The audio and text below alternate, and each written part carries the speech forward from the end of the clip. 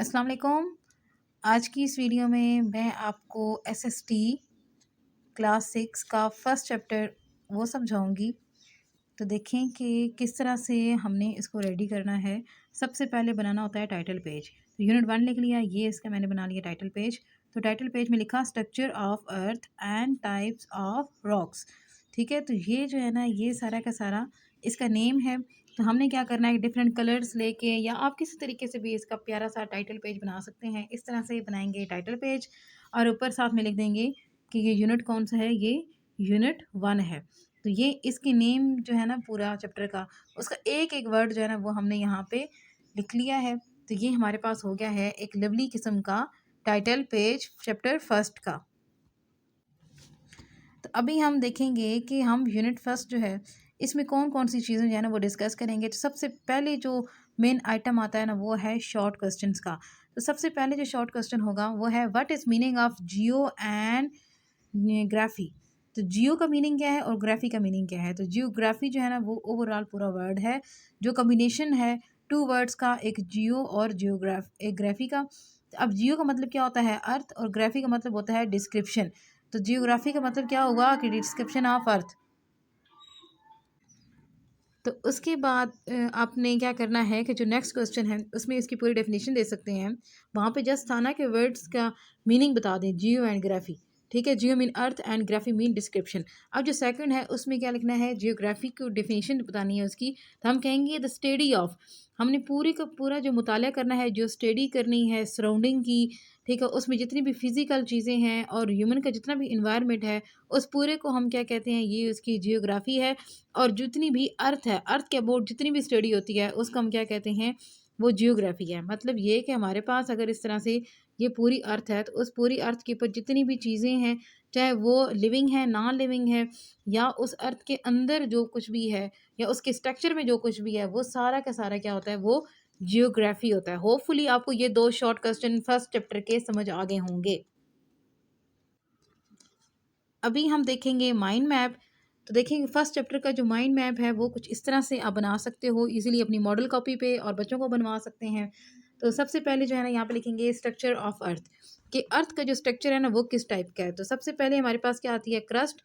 मतलब ये कि जो है ना अर्थ, उसके स्ट्रक्चर के बारे में सबसे पहले क्रस्ट आती है, फिर मेंटल आती है। इस वजह से ये दोनों ऊपर हैं और कोर जो है ना वो सेंटर में है, क्योंकि वो सबसे लास्ट में जो है ना उसकी लेयर आती है। अब कोर की भी दो टाइप्स होती हैं, inner core and outer core. अभी मैं आपको इसका स्ट्रक्चर बना के दिखाती हूँ कि अगर हम ये कहते हैं कि ये हमारे पास इस तरह से ये ये समझ लें, ये हमारे पास अर्थ है।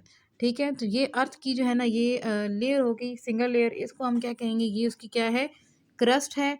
तो क्रस्ट के अंदर ये जो पर्पल कलर का मैं जो आपको शो कर रही हूँ ना, ठीक है, ये उसका क्या है, ये उसकी मेंटल है। ठीक है, तो मेंटल ज़्यादा जो है ना वो थिक नहीं होती। अब येलो कलर से मैं जो शो करूँगी तो ये क्या है, ये उसकी आप समझ लें इसकी कोर है। अब कोर जो है ना उसकी भी दो मतलब टाइप्स होती हैं। तो कोर की जो दो टाइप्स हैं वो उनको मैं इस तरह से डिफाइन कर लेती हूँ कि देखें, वो जो आउटर कोर है उसको येलो से, और जो इनर कोर है उसको यूं रेड से मैंने शो कर लिया है। तो इस तरह से ये सारे जो स्ट्रक्चर्स हैं वो इसके कंप्लीट हो गए हैं। देखें, अब ये इसकी क्रस्ट, ये मेंटल, ये कोर। अब कोर में भी ये जो है ना ये इसकी आउटर कोर है और ये वाली इसकी इनर कोर है। तो यहाँ तक जो है ना ये mind map structure of earth का ये हो चुका है कंप्लीट। तो नेक्स्ट जो है हम करेंगे डिफरेंस।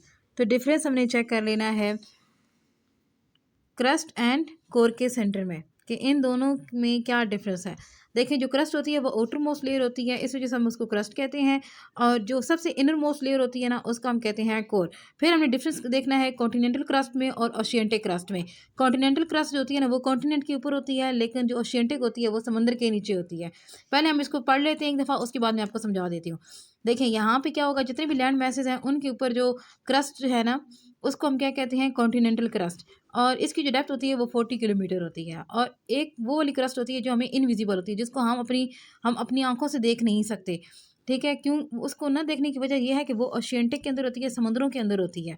इस वजह से हम इसको ओशियंटिक क्रस्ट बोलते हैं। और इसकी डेप्थ जो होती है वो 8 किलोमीटर होती है। अभी मैं आपको इसका स्ट्रक्चर बना के दिखाती हूँ तो आपको होपफुली ये सारा का सारा जो है ना वो ईजिली अंडरस्टैंड हो जाएगा कि ये किस तरह की है। देखें, अगर मैं आपको बताऊँ कि इस तरह से यूं अब ये वाला जो है ना, ये वाला पूरा एरिया, ये हम कहेंगे कि ये क्या है, ये पूरी हमारे पास लैंड है। ठीक है, ये पूरी लैंड है। तो इस लैंड में जो यहाँ पे ये ग्रास वगैरह आपको नज़र आ रहा है, ठीक है, तो इसको हम क्या बोलेंगे कि ये इसकी कौन सी है, ये इसकी कॉन्टिनेंटल क्रस्ट है। मतलब मेंटल जो है ना, मतलब जो क्रस्ट है वो यहाँ पे है। और इसकी जो हम कहते हैं कि ये जो लेंथ है या इसकी जो डेप्थ होगी यूँ इस तरह से, ये 40 किलोमीटर होगी। उसके बाद जो नेक्स्ट वाली है, ये देखें, अब यहाँ पे जो है ना, ये मैं वाटर के जो डॉट्स है, यहाँ पे ये सारा है पानी। ठीक है, तो ये समझ लें ये पूरा जो है ना, ये ओशियन है। मतलब ये कि ये क्या है, ये पूरा का पूरा समंदर है। तो अब इस समंदर की जो नीचे वाली लेयर है, ठीक है, यानी कि जो ये वाली लेयर है, इसको हम क्या कहते हैं, ये क्या है, ये वाली, ये इसकी क्रस्ट है। तो अब ये क्रस्ट छोटी है ना, अब ये क्रस्ट जो थी, ये इसकी क्रस्ट यहाँ से यहाँ तक थी, लेकिन अब ये वाली जो क्रस्ट है ये बस इतनी सी है। तो इस वजह से हम कहते हैं कि ये क्या है, जस्ट 8 किलोमीटर इन डेप्थ है, और इसको ओशियंटिक क्रस्ट कहते हैं। अगर हम यहाँ पे खड़े हुए हों, ठीक है, अगर हम यहाँ पे खड़े हैं, तो हमें जो है ना वो, मतलब ये वाली क्रस्ट तो नज़र आ जाएगी, लेकिन जो ये वाली है ये नज़र नहीं आएगी, क्योंकि हमें पानी नज़र आएगा। और ये जो होती है ना, ये पानी की जो इस तरह डेप्थ में होती है। तो इस तरह से हम इन दोनों का डिफरेंस जो है ना वो बच्चों को लिखवा सकते हैं। तो आप इस तरह से ये जो है ना उनको समझा सकते हो, उनको बता सकते हो कि किस तरह से हम इनको डिफ़ाइन करेंगे। तो होपफुली आपको ये सारे क्वेश्चन समझ आ गए होंगे। Thanks for watching guys, take care, अल्लाह हाफिज़।